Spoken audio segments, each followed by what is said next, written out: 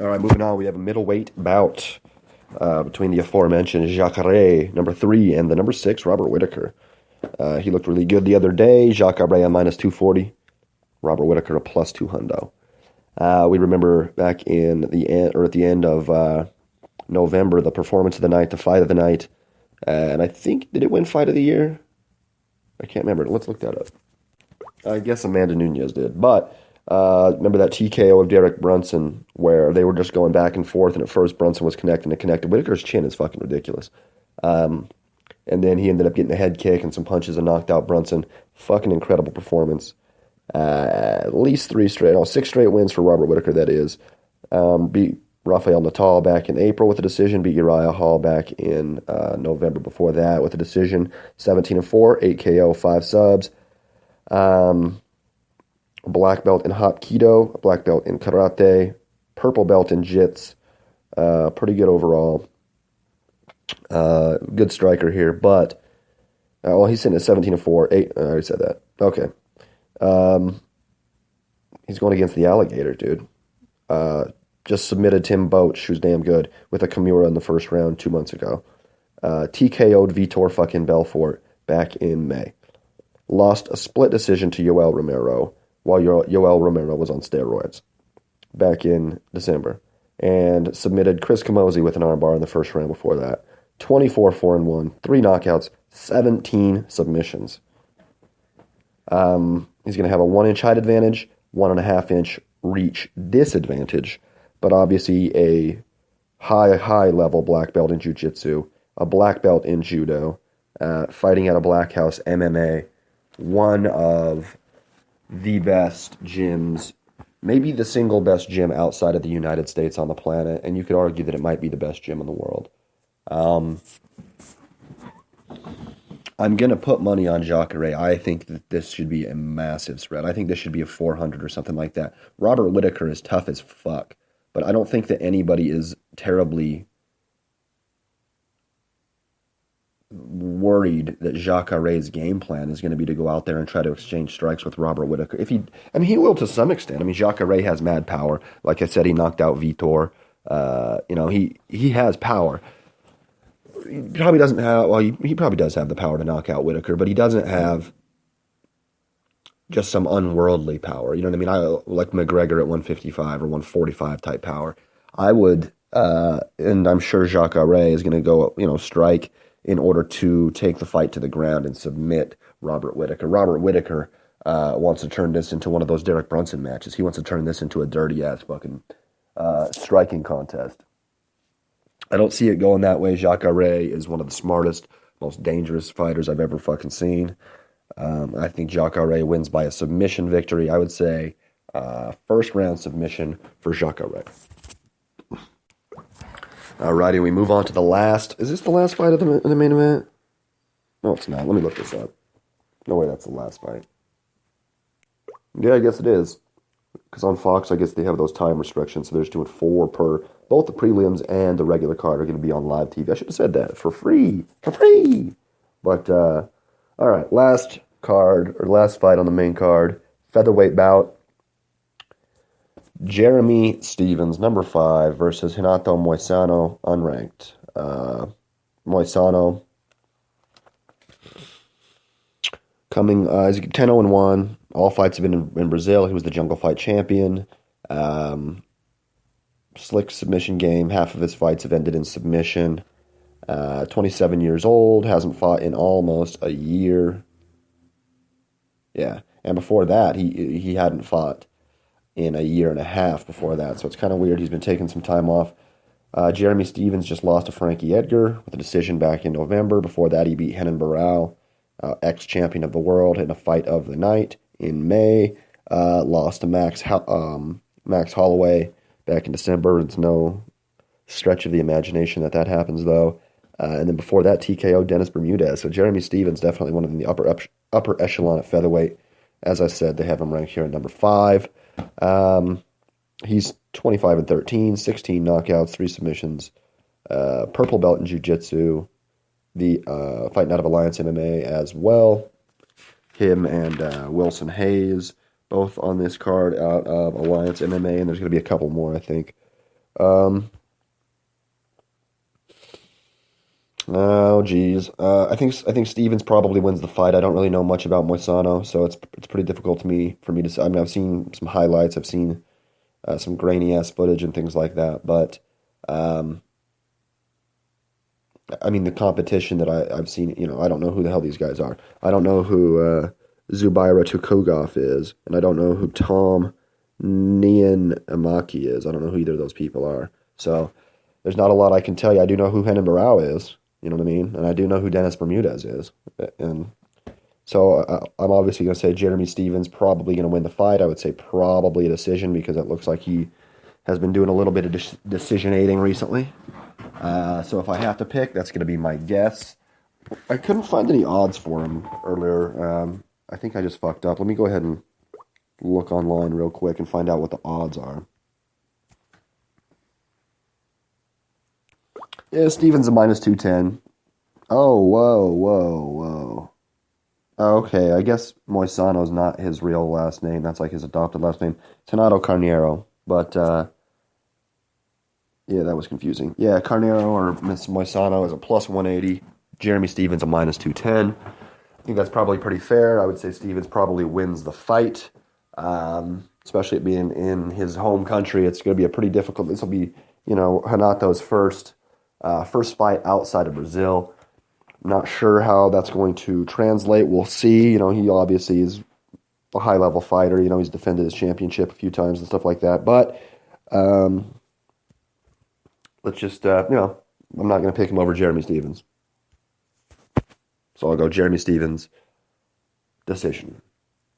All right, the end of the main event on Fox. Or that's the beginning, I guess, but the end of what we're going to talk about. And then this is the end of the prelims on Fox, but the beginning of what we're going to talk about as far as that's concerned. We have heavyweights. Number 11, Alexander Volkov, taking on number unranked, big country, Roy Nelson. Volkov coming off the split decision victory over Timothy Johnson in November. Knocked out Attila Vey. I remember that back in June. That was sick. First round. Submitted, Dennis Smolderev, but with a triangle in the third round back in February of last year. Lost to Czech Congo, I guess, before that. So that can kind of gauge you where he's at right now. He's 27-6, 18 knockouts, quite a bit of power there. 6'7", 81-inch reach for this motherfucker. Brown belt in karate, 6'7", brown belt in karate. Purple belt in jiu-jitsu. He does have 3 submission victories. 28 years old, fighting out of Moscow. Bad motherfucker. He is currently the heavyweight champion of M1 Global, which is like the Russian, Russian MMA organization. It's kind of part owned by Fyodor Emelianenko. But yeah, I mean, I guess they have some sort of a obviously, with Fedor, they have some sort of a co-promotion deal with Bellator, or not with Bellator, do they? Because this is a UFC fight. I'm not really sure how the fuck this is taking place, because they do, I thought, had one with Bellator, so I don't know. Maybe they just didn't make him give his belt up.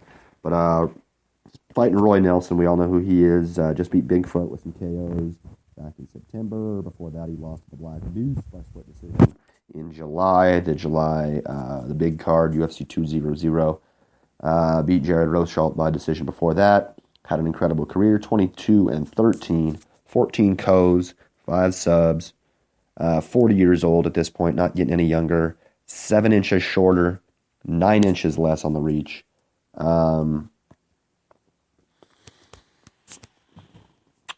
Murderer on his back. I mean, he's a black belt under Henzo, so that tells you anything. He's extremely high level grappler. I think this is going to be he has great fucking power too. But if he is going to win this fight, he is going to win by a submission. Volkov would probably win this fight by either decision or knockout. I'm going to go Volkov with a knockout of the once best chin in the MMA, fucking Roy Nelson, but not so much anymore. We're going to say second round knockout of Roy Nelson, Alexander Volkov. Let's look at the spread, actually. I should obviously be reading this before I fucking tell you what's going on. Spread is Volkov minus 150, a slight favorite. Roy Nelson plus 130, slight underdog. I say don't bet on it, but gotta like Volkov. He's a bad motherfucker. That height, 6'7", 81 inches. I mean, we've seen how difficult reaches, with John Jones. I mean, it's just the way it is. Reaches are fucking difficult to fuck with. And especially big-ass chins. We even saw that with Verhoeven versus Badr Hari the other day. Or however long ago it was. That was one time that Verhoeven had a dude who was fucking way bigger than him. And it was proved to be a pretty difficult fight. You know what I'm saying? That wasn't... I thought Badr Hari might be winning the fight. I thought he probably won the first round, before he broke his arm in the second. And so you can definitely see with these high-level strikers, height is a big fucking deal. All right, we move on to the bantamweight division. We have a newcomer to the UFC, Tom DeCanoy, is fighting at Jackson Wink. He's from Paris, 14-1. I don't even really know anybody beat, so I didn't write it down. 7 knockouts, 4 submissions. Just 23 years old, standing at 5'7". And then on the other side, out of Freestyle Fight Academy, we have Patrick motherfucking Williams, as we just said. Just had a guillotine submission victory. Not just, I guess. That was 10 months ago now, over Alejandro Perez. Before that, he lost to Chris Beal in the UFC with some flying knees. But that was 2 years ago, so, we don't really know what we have out of either of these fighters. This is a difficult one to pick. Williams, 8-4. 4 knockouts, 3 submissions. Let's look at the odds. I really have no idea what to think here. Patrick. Oh, wow. Okay. So Tom DeCanoy is a minus 425. Massive favorite. I was about to say I don't like Patrick Williams too much as far as like this matchup, but I didn't think it was going to be anything like that. I thought it would be, pretty close. Patrick Williams is a plus 355. I wonder what kind of, let me click on some buttons here. Yeah. Basically, I don't know. I mean, just because the spread is that high, I would imagine Tom DeCanoy is going to win this fucking fight. Much better record, better fight camp. Clearly, if he came from Paris and he went to Albuquerque, he is probably more dedicated to his sport. He's the young guy. He's a fucking massive favorite. Tom DeCanoy probably going to win the fight. Or DeCanoy? Tom DeCanoy, I think it is. I don't fucking know. Let's call him Tom DeCanoy. But other than that, I don't have a lot of breakdown on this. It's kind of weird that this fight is above like a few. Like Tim Elliott versus Louis Smolka is going to be before this fight by 2 fights, which is crazy. Aljamain Sterling, I don't know. This is fucking strange. But whatever. Who am I to complain? Give me Tom DeCanoy by decision. Ain't no bantams knocking each other out right now. I'll take him by decision. Alrighty, we move on to a lightweight bout between Bobby motherfucking Green. What's his nickname? He has a fun nickname. Can't remember what it is. Let me look it up. It's actually probably not even a fun nickname. It's probably completely stupid. Oh yeah, King Bobby Green. But Tom DeCanoy, his nickname is also Big Country. Both him and Roy Nelson's nickname is Big Country, and they both fight back-to-back. How fucking weird is that? Whoa! No, this isn't true. Because they're actually claiming that Alexander Volkov and Patrick Williams have the same name, too, as Drago. And I have no idea why the fuck. Volkov definitely looks like Drago, but Patrick Williams, they just don't know anything about the motherfucker. All right. Bobby Green fighting Rashid Magomedov. Magomedov just lost to Beneil Dariush back in November. Decision victory, or decision loss.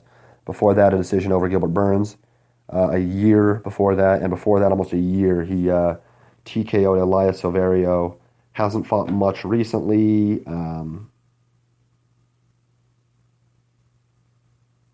He's fighting out of ATT, I guess. He's a bad motherfucker. He is Dagestani, apparently. 19-2, 9 KO, 1 submission. Getting up there in age. Bobby Green, when we've seen him, he just got KO'd by Dustin Poirier, I guess 10 months ago now. Before that, lost the decision to Edson Barbosa. Before that, won a split decision against Josh Thompson. That could have went either way, but